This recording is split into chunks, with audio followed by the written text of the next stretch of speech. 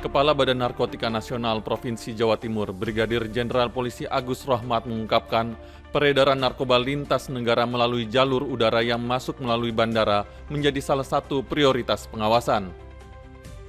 Hal ini dilakukan menyusul dibukanya kembali rute penerbangan internasional dari kota Semarang ke Malaysia melalui Bandara Internasional Jenderal Ahmad Yani Semarang sejak awal September 2025. Agus Rohmat menjelaskan sejak dibukanya rute penerbangan internasional hingga saat ini belum ditemukan penyelundupan narkoba antar negara melalui Bandara Ahmad Yani. Meski itu, pihaknya tetap terus memperkuat pengawasan dan informasi intelijen. Selain berkoordinasi dengan pihak kepolisian guna mengantisipasi penyelundupan narkoba antar negara, BNN Jawa Tengah juga memperkuat kolaborasi dengan pihak Bea Cukai, imigrasi, dan otoritas bandara. Jadi sejak bulan April itu maka kami telah melakukan rapat bersama dengan instansi terkait dan kami sepakat membentuk Satgas Interdiksi yang tempatnya kantornya berada di Bandara Ahmad Yani bersama-sama dengan teman-teman dari Bea Cukai maupun imigrasi dan itu dari pihak otoritas bandara sendiri. Selama ini kita melakukan penyelidikan baik orang yang masuk yang dicurigai membawa narkotika dari luar negeri maupun barang-barang yang masuk yang diduga disebutkan yang isi narkotika. Agus Rohmat menambahkan modus penyelundupan narkoba lintas negara saat ini pun telah bervariasi. Guna mengelabui petugas dan terbebas dari alat deteksi narkoba, para penyelundup biasanya menyembunyikan barang terlarang tersebut di dalam barang pribadi mereka seperti koper, boneka, hingga makanan. Bahkan tak sedikit yang menyimpan narkoba di dalam tubuh mereka seperti di perut dan di dubur.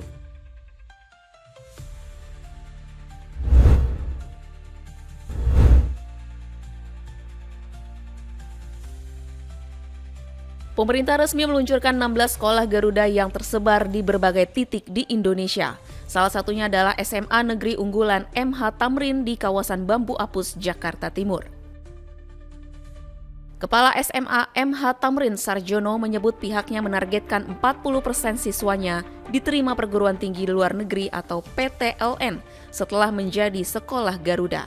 Sebagai sekolah Garuda, pihaknya akan memberikan pendampingan lebih bagi para anak didik untuk menggapai cita-cita melanjutkan pendidikan tinggi ke kampus yang diinginkan. Kalau kita tiap tahun lalu, kita 30% masuk ke PTLN, 70% masuk di dalam negeri, tentunya kita punya target dengan masuknya sekolah Garuda. Saya punya target sekitar 40% harus bisa masuk ke perguruan tinggi luar negeri PTLN. Dan untuk yang PTN, tentunya PTN-PTN-nya juga PTN yang masuk 10 besar dalam negeri atau 10 besar atau 100 besar di dunia. Menteri Pendidikan Tinggi, Sains dan Teknologi Brian Yuliarto pun mendukung target tersebut. Terlebih sekolah Garuda menjadi harapan baru untuk menyiapkan generasi muda unggul yang mampu bersaing di luar negeri. Sebenarnya kalau kita lihat kondisi yang ada, ya kan SMA-SMA unggul yang selama ini dibina oleh Kementerian Dikdasmen itu sudah sangat baik ya. Kita bisa lihat sendiri beberapa sekolah MH Tamrin juga baik. Nah, kita tinggal menambahkan nanti penyiapan bagaimana agar adik-adik siswa yang akan lulus itu memiliki kesiapan, mengetahui wawasan bagaimana untuk berkompetisi menuju perguruan tinggi top dunia.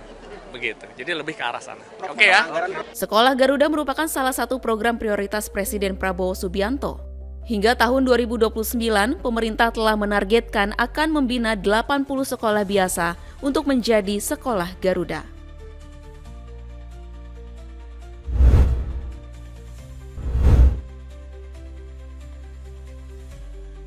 Mantan Wakil Menteri Keuangan Anggito Abimanyu resmi menjabat sebagai Ketua Dewan Komisioner Lembaga Penjamin Simpanan atau LPS. Usai dilantik di Istana Kepresidenan oleh Presiden Prabowo Subianto, Anggito Abimanyu mengatakan dirinya sudah mempelajari masalah yang harus ditangani. Menurut Anggito, dirinya mempelajari isu-isu strategis dari LPS. Ya, saya mengucapkan terima kasih ya kepada Bapak Presiden dan Pak Menteri Keuangan atas tugas yang diberikan kepada saya. saya akan jalankan sesuai dengan sumpah yang saya ucapkan tadi, dan juga untuk menjaga stabilitas dari sektor keuangan. Jadi saya sudah mempelajari masalah-masalahnya apa dan segera akan koordinasi dengan internal LPS sendiri dan juga dengan KSS. Tadi sebelum kesini juga Bapak mengungkapkan bahwa nanti akan ada pinjaman segar ke beberapa sektor, terus kemudian juga kerjasama dengan OJK. Nah, itu lain. Jadi intinya kan kita ini di ujung ya. Jadi intinya adalah bahwa LPS itu kan lembaga untuk menjamin simpanan dan melakukan resolusi. Pada waktu OJK sudah menyerahkan apakah itu institusi perbankan atau nanti asuransi kepada LPS. Jadi sebetulnya LPS itu di ujungnya aja. Jadi tentu yang melakukan penyihatan, regulasi, pengawasan tetap OJK. Mantan Wakil Menteri Keuangan ini juga mengatakan komitmennya untuk meningkatkan kinerja lembaga. Kinerja yang dimaksud mulai dari masalah administrasi, kualitas sumber daya manusia, hingga masalah penjaminan.